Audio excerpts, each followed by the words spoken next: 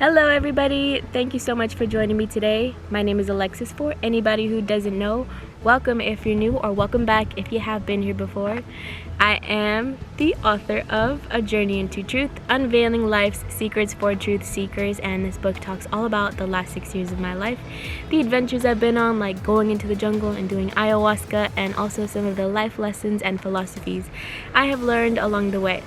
So if you're interested in learning more about that book, you can visit my website at www.vibratetocreate.com, or you can find me on Instagram at Vibrate2Create. Here on Vibrate to Create, I talk about all things spiritual and metaphysical. I make reaction videos to things like spiritual teachers, spiritual teachings, inspirational, motivational, and sometimes funny videos. And I also make entrepreneurial videos letting you guys know how to self-publish your own books. There are different playlists on my channel, so if you're looking for those videos, that specific category, those are in there. So if you're interested in that kind of content, then click the subscribe button and hit the notification bell to be notified of when I post new videos so you never miss a video. And when you subscribe, when you like, when you comment, when you share, it helps the channel to grow and it helps me to be able to make more videos for you guys to enjoy. So thank you for doing that, and let's get into today's video. So I just finished reacting to Muji, and now I'm going to be reacting to a different video here. So this says Owning Your Own Shadow, The Dark Side of the Psyche, and it is on the Eternalized channel. And I love these kinds of ideas of psychology and like Carl Jung and the subconscious mind and what can lie beneath the surface that we're not actually able to look at or are aware of, or the things that can kind of drive us to take certain actions in our lives. What does that got to do with anything? Everything. Fear is the path to the dark side. Fear leads to anger. Anger leads to hate. Hate leads to suffering.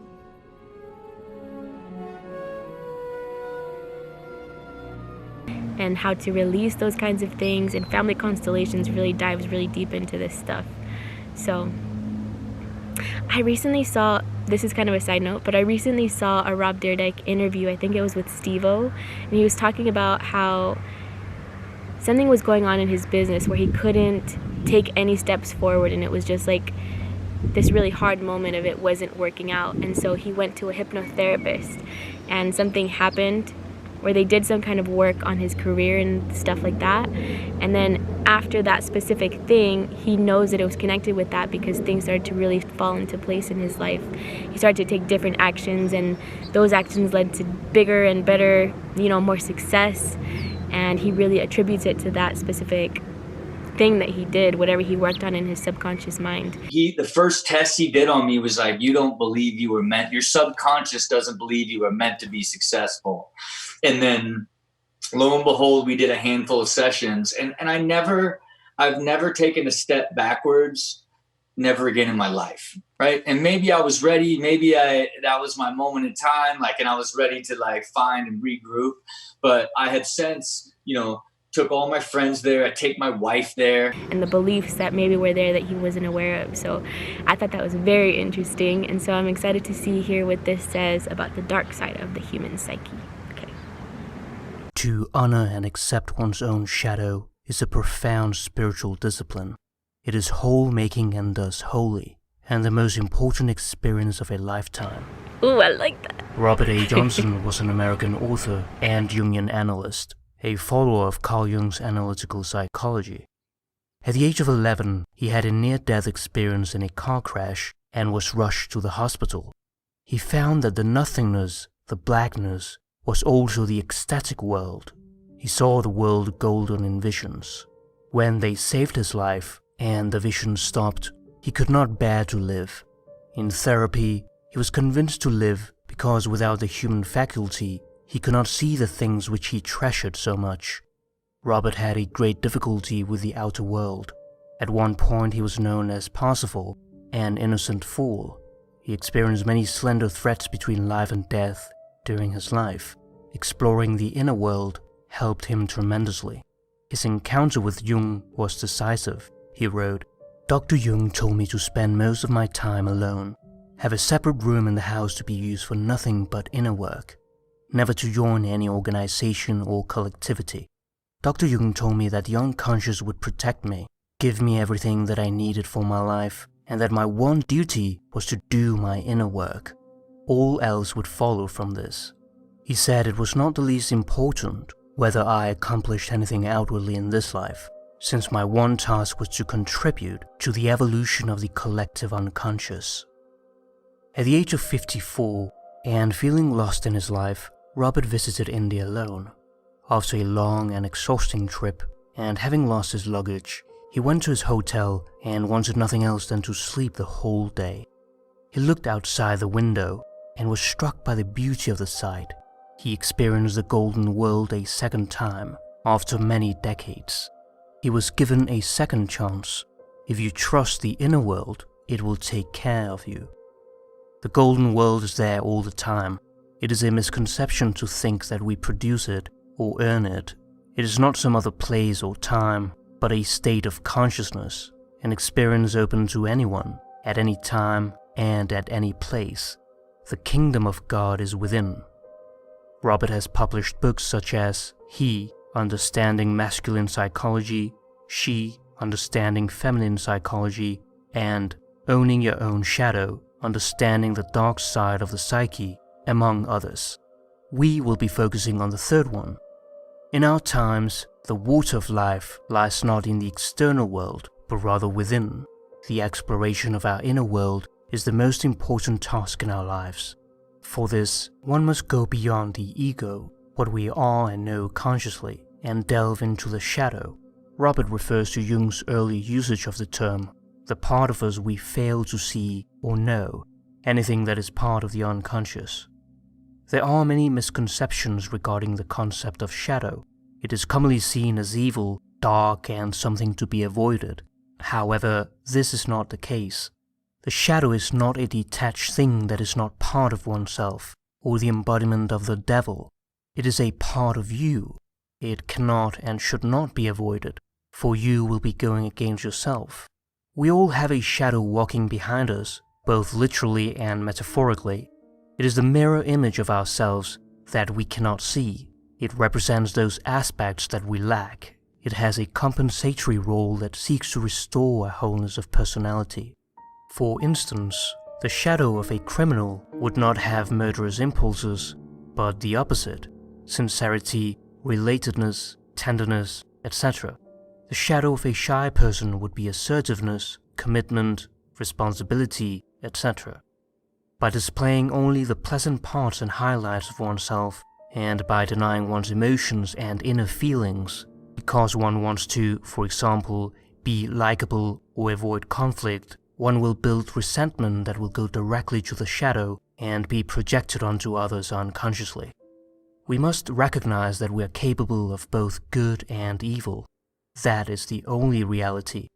To deny darkness is to deny half of oneself.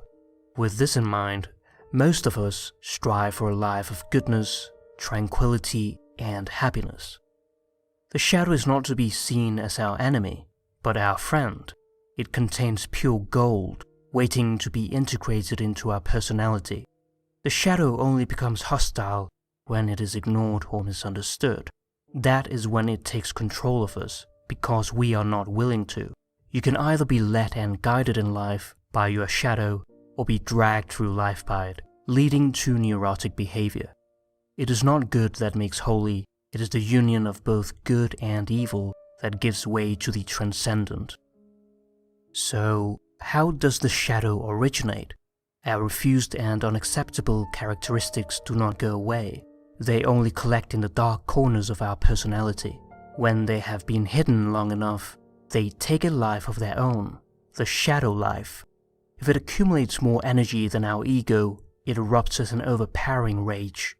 Someone once told Jung, "How do you find your shadow?" He replied, "How do you find the dragon that has swallowed you?"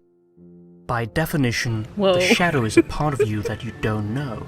You don't talk about your own shadow. If you can talk about it, it is already conscious and no longer shadow. As such, other people are more likely to see your shadow first, an embarrassing reality. We are all born whole, but somehow culture demands that we live out only part of our nature and refuse other parts of ourselves. we divide the self into an ego and a shadow because our culture insists that we behave in a particular manner. This is our legacy from having eaten of the fruit of the tree of knowledge in the Garden of Eden, gaining consciousness of good and evil. The shadow can also be seen as sin, and the self as the figure of Christ. Culture is the great leveling process. It brings everyone down to the same level. This means that also some of the pure gold of our personality goes into the shadow. Ignoring the shadow is to ignore the inner gold, and many only discover their gold when they suffer from severe or life-threatening illness. This intense experience shows us that an important part of us is lying dormant. The archetype of the wounded healer is one who has learned to cure himself and find the gold in his experience. This is typically the role of the shaman who often falls ill, only to gain the insight needed to heal himself and bring wisdom to his people, the elixir of life. As we reach adulthood, we have a clearly defined ego and shadow, a system of right and wrong. The religious task is to restore the wholeness of personality. Religion means to put things back together again, to connect whatever is fractured. So one time I was looking at this tree, right? So I was sitting under this tree and I was kind of just looking, and then I noticed that there was this brick next to the tree. And I lifted up the brick and I saw that there were all these creepy crawly bugs and just like worms and just this ugliness and the ugly nature. And then I was like, whoa. Like I got this realization of like, even Mother Nature has a dark and ugly side, and it's the beginning of the creation of what makes it beautiful, what makes this beautiful tree that's on the top of the surface. But the death and the decay is what creates the sustenance and the sustainability of what creates life for it to keep going on. So there's a dark nature even to the Mother Nature, which is mostly just, you look at trees and you're like, oh, how beautiful, but you don't see that so much decay came from the beginning of what needs to fertilize it so that it can grow and become more. And also, like, even us, like, that's the cycle of life. It's like beautiful, this beautiful creation, and it's like, now it's done, and it goes back into the earth and it comes back out.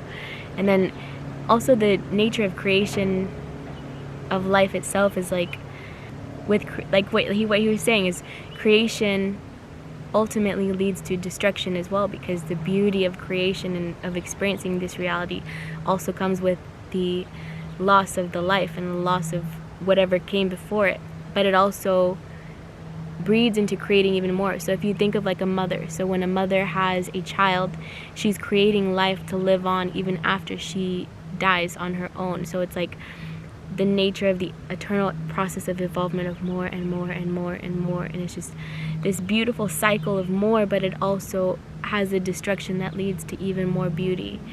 And like even with human consciousness, like we wouldn't be who we are or where we are as a human race if there wasn't a dying of a civilization to create something that's even better than what it was beforehand.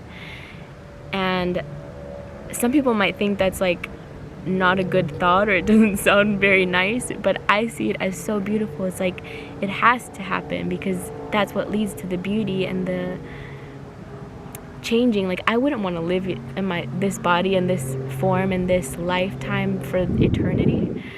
Like then I wouldn't be able to, then that would lead to the end of creation and the world as it is. Like you would already be finished, and there would be no children coming in eventually, and there would be no, like if you really thought about it, it's like it's a beautiful thing, because the losing of my life leads to the gaining of some brand new lives coming into the world, and the evolvement of something brand new coming in. And so so I was looking under this thing and I was like, even nature has ugly. Like even there's the mothers that will eat their own children at times when they know that the child is not feasible, when we're talking about animals, not human people. Maybe, I hope not. Oh, hell no! I'm talking about like, I don't know, maybe there's like a spider that will eat. No, I think I've heard of it before. I need to look up what kind of mothers do that, but I know that there are mothers in nature who know that their child isn't going to make it, and so they use it as food so that it's sustenance to create for the rest of their children that are going to make it. And to like realize that in that eating of that child, it still creates beauty in the fact that the mother can give it to somebody, to the other children who are more able and ready to live in this lifetime. That's such a dark thought. But I don't know, this is just the way that I think. It's like, and also like I'm so much like beforehand, when I was on my spiritual path, I was so into that like love and light and only happiness. And then I got into family constellations, and that teacher really taught me about the dark side and really honing in on some of these darker aspects of ourselves, and like really using that dark energy to stand up for yourself and to create good, and to say no if it's not okay with you, or to harness that power that's within. And I think a lot of us, me specifically, I'm very afraid of that power of like, I'm a powerful woman, and I think maybe a lot of women are afraid of that, to like really step into your power and say, this is who I am, I'm strong, I'm independent, I can take care of myself, and I'm powerful, and I can tell people, no, I don't like that, and I can stand up for myself, and I can be a powerful woman and tell it like it is. It's like everything that is light has an opposite. The quote of the as above so below, that's the quote. It's like, however high up you go, that's how deep you go down. Like that's the darkness that is also underneath the beauty and the light of however high you've been.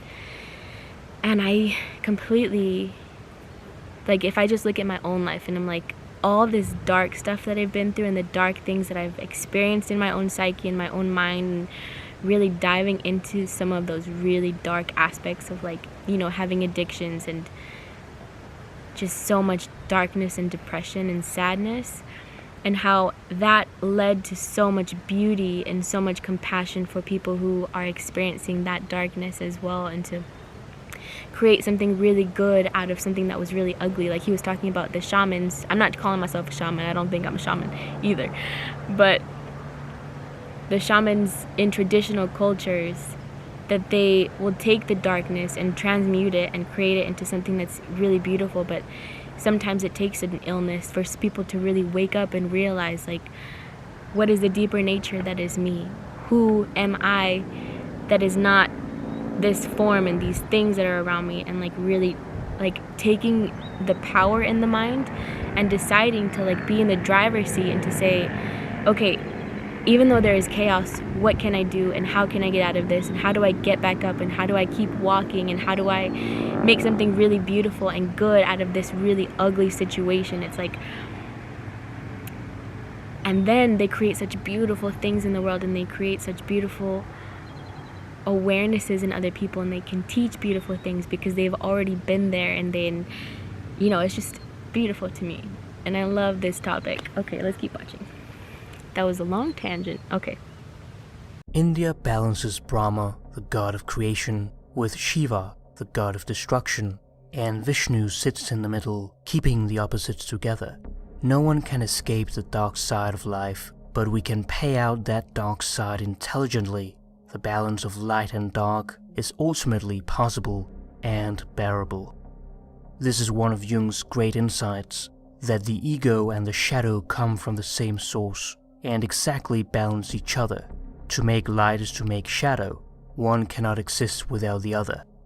To own one's own shadow is to reach a holy place, an inner center not attainable in any other way. To fail this is to fail one's own sainthood and to miss the purpose of life. It is not perfection that we must strive for, but wholeness. This is how the joy of life is created. It is embracing our own humanity, our strengths and flaws, and not a one-sided goodness that has no vitality or life. Robert writes, I remember a weekend when I put up with very difficult guests who stayed days beyond their invitation. I exercised Herculean patience and courtesy and sighed in great relief when they left. I thought I had earned something nice by my virtue, So I went to the nursery to buy something beautiful for my garden. Before I knew what was happening, I picked a fight with the nurseryman and made a miserable spectacle of myself. Since I did not pick up my shadow consciously, I landed it on this poor stranger. Balance was served, but in a clumsy and stupid way. One has to honor one's shadow, for it is... Wow, that was interesting. So I notice a lot in myself this, and we learn these things when we're young. Like, it's not like this is what it means to be unconscious of something. But when you realize it, then it becomes conscious, and then you know how to shift it or how to change it. So I think when I was growing up, I really learned a lot about pleasing other people and to give to other people.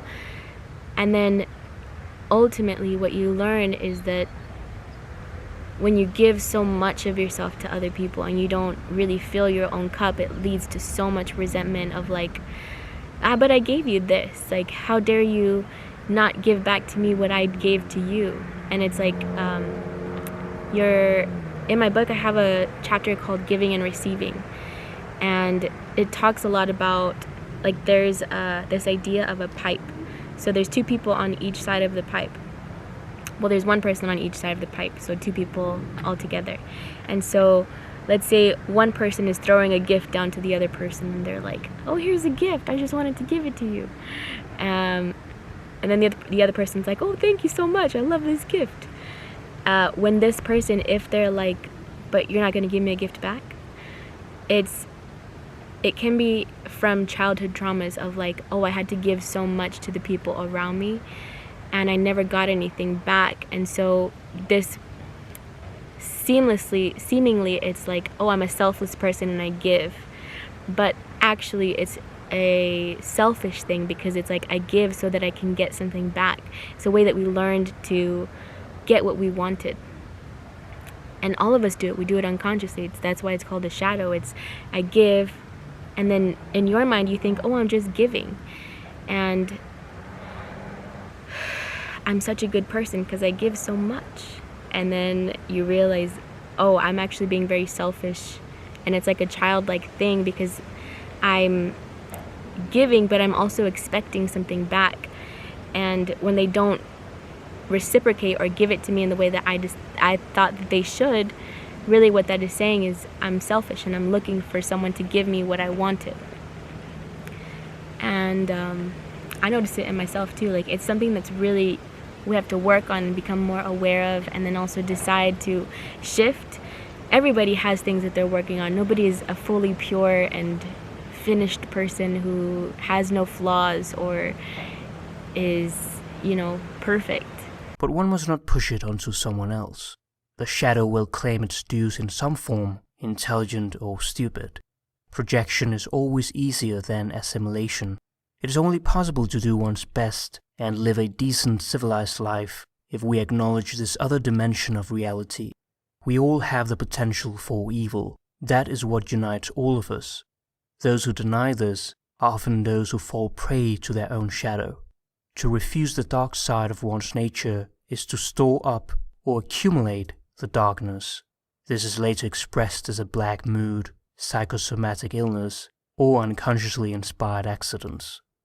We are presently dealing with the accumulation of a whole society that has worshipped its light side and refused the dark, and this residue appears as war, economic chaos, strikes, racial intolerance. The front page of any newspaper hurls the collective shadow at us. We must be whole whether we like it or not. The only choice is whether we will incorporate the shadow consciously and with some dignity, or do it through some neurotic behavior. The tendency to see one's shadow out there in a specific person or a group of people is the most dangerous aspect of the modern psyche. Not only does it affect others negatively, but also oneself. It is only by taking the shadow back into oneself that one can assimilate it. It must return to where it first originated and where it is required for your own wholeness. It is common for two people's shadows to be at each other. This rarely leads anywhere, as both of them are entirely at the mercy of the unconscious. To be in the presence of another's shadow and not reply is nothing short of genius. Goethe's Faust is a great example in literature of the meeting of ego and shadow. Faust is a scholar who finds that life is meaningless and contemplates suicide. His seesaw has reached the breaking point. At this moment, he meets with his shadow, Mephistopheles. Through their perseverance, Faust is saved from his lifelessness and becomes capable of passion, and Mephistopheles discovers his capacity to love. Love is the one word in our Western tradition adequate to describe the synthesis of ego and shadow. One of the hardest things to understand is that we often refuse to accept our noble traits and instead find a shadow substitute for them. People are as frightened of their capacity for nobility as of the darkest sides. If you find the gold in someone, he will resist it to the last ounce of his strength. This is why we indulge in hero worship so often. All our energy lies in our shadow, and ignoring it makes us feel lifeless, exhausted and lazy. A confrontation with one's shadow fills one up with energy and stamina, which we can use for our daily tasks and work. Robert writes, "A wise woman once showed me how to get more energy when I complained that I was exhausted before lecturing. She instructed me to go to a private room just before the talk, take a towel, dampen it so it would be very heavy, then throw the towel, wrapped up in a ball, at the floor as hard as I could, and shout. I felt infinitely foolish doing this, for it is not my style. But when I walked out to the lecture platform after such an exercise, there was fire in my eyes. I had energy and stamina and voice. I did a courteous, well-structured lecture. The shadow backed me, but did not overwhelm me." That's so interesting. So my family constellations teacher, we dive a lot into things of like the dark side, and so like perpetrator energy and victim energy, and she talks a lot about the perpetrator energy and how this can also manifest in a healthy way, in that it helps to drive your passion and to drive your movement forward, like into your career of like, oh, I have passion because I'm gonna go and do this thing. It's like, it's the thing that catapults you to move forward. And so really harnessing that energy and that passion is so important, because that's what will lead to actually creating beautiful things into the world. And that's a very interesting thing that he was talking about, throwing the ball. Maybe I'll try it one day. But I recently had an experience where I was up on stage because I'm learning public speaking, and he had me scream, "I am powerful. I am powerful! Good. I am powerful!" And so at first he said, "Okay, say I'm powerful." And I was like, "I'm powerful." And I had to say it in front of an audience as well. And so I felt very odd tapping into this power, because it's very unnatural for me. Because I feel like I've been so pushed down of like, you should be a nice girl, you should be a good girl, you should give to other people, and you should be compassionate. And it kind of stifled some of this power, like he was saying, it's the shadow, it's the things that we have learned to push away and to push aside, and that are not good things. And so he told me, say I'm powerful. So I said, I'm powerful. And it felt so awkward. I was like, I'm powerful? And then he was like, he made me keep saying it until I was screaming it at everybody, and I just had these tears falling and flowing, and I was like, I did feel so powerful. I was like so unafraid to be so big and so in front of everybody and just like screaming, I'm powerful. I probably looked like an idiot, but it was just such a liberating experience, and felt so freeing to really, for someone to allow me to be so big and so bold and so right out there in everyone's faces like a lion, screaming and like roaring at everybody. And it was just so liberating and beautiful, such a beautiful moment. And I was just like crying and crying. And then some of the women came up to me afterwards, and they were like, that was so inspiring. Like, I was sitting there bawling my eyes out with you. Like the woman who was holding my camera, she was like, I was like while I was recording you. But it was just so like life-giving, and so like, yes, I'm powerful. And like learning to like not hold that back, and to allow it to be, and to be out there, and to be like, I'm free, I'm powerful. Okay. Anyways, side note. There's nothing left for us to say, 'cause we see through